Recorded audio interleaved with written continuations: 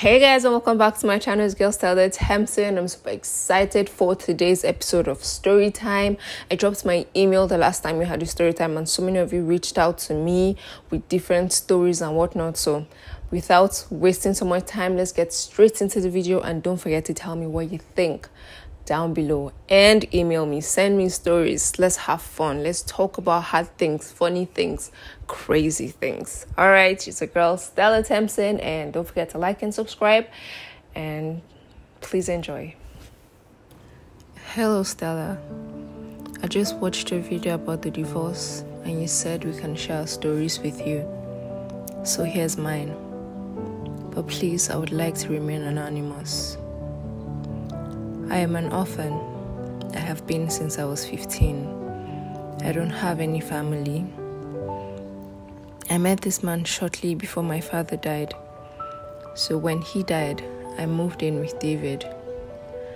David is very sweet and caring.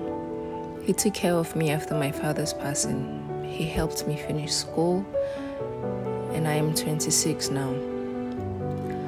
David and I are in a relationship. Well, we've been since I moved in with him. He's 34 now. He's a good provider, caring and loving. He's good to me. We have the usual couple banters, but it has never been physical or violent.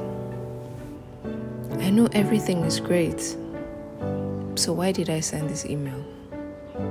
Well, I've been pregnant 3 times for David, but I miscarried. At least I thought I did. First time I was pregnant, I was 24. I was very happy to tell David because he and I are already a family, and it will be really great to have another person in the house. When I told David, he was quiet. He didn't say anything for hours. I was scared. I thought he didn't want to be a father yet, but he came around. He said he was just really happy, but speechless. We talked about the baby, guessed the gender, and who will be the co-parent. The following day, we went to the hospital for proper checkup, and the doctor said I was just 3 weeks in. He gave me prenatal and other vitamins to take, told me to eat healthy and not stress myself.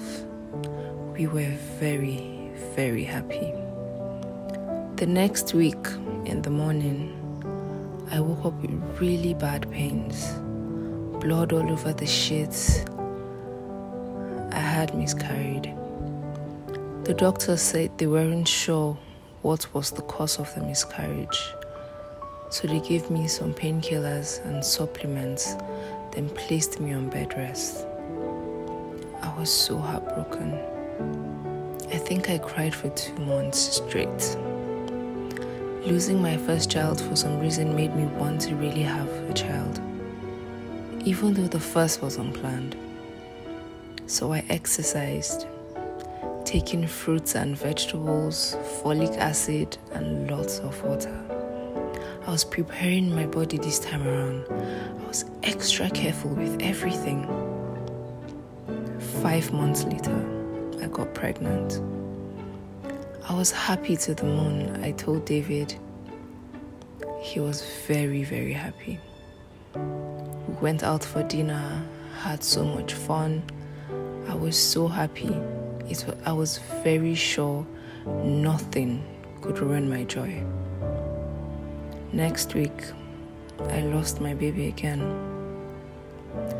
The doctors said they didn't know what had happened. This one broke me. And most of all, I saw how David was. Looking at him heartbroken broke my heart even more. And I felt it was all my fault. Of course it's my fault. I'm the one that keeps losing the babies. Worst part, I don't have a relative I could ask to know if this is genetic. So I went back to my eating habits, not wanting a child. Finally, happiness resumed in our home. It was normal me and David, just the two of us. Maybe that's how it's supposed to be. Almost 2 years later, I got pregnant. This time, I just locked myself in the closet and cried. Begged God to leave this one for me. So I decided not to tell David, so I didn't get his hopes up and watch it crumble.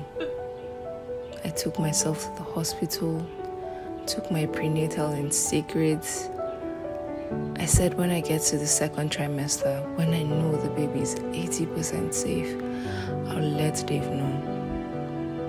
But I was sad because I was depriving him of hospital appointments and having to look at the baby at that early stage. But what could I do? Thankfully, I wasn't having morning sickness, but my cravings were bad. I just told him I was trying to gain weight. He believed. When I was entering the second trimester, I decided to tell him. He was very angry. I decided to explain why I did what I did, but it didn't matter to him. He was so pissed. He didn't talk to me for days. I was so sad and scared. I couldn't understand why he was this pissed. I mean, this should be good news. After a few days, he came back around and we were happy again. Or so I thought. A few days later, I started to cramp. I immediately became scared. I told him let's go to the hospital, but he said it's fine. I'm overreacting. That I'm probably having PTSD. I thought maybe he's right. But the pain kept increasing. And then I started to bleed. That was when I really got scared.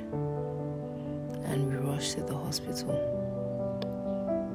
This bleeding was not like the usual. No matter what the doctor did, I didn't stop bleeding. I had to be transfused. That day alone, I took 3 pints of blood. And I was admitted in the hospital for days. One afternoon, I was awake, but I couldn't get my eyes to open. But I was aware of my environment. I heard David talking to one of his friends that happens to be a doctor, explaining what had happened. I thought, see how worried my baby is. Until he said, I put the pills in her drink the way you explained. How could I have given the wrong dose? It's not my first time. And I just don't want the babies. If she dies, I'm killing you. Then he hung up. I couldn't breathe. He has been drugging me with abortion pills. I didn't even know how to ask him. I still don't know how to ask him. But I want to leave. I need to leave the relationship. I don't know how to. He's the only family I know. He's the only love I've ever experienced. What do I do? What do I do?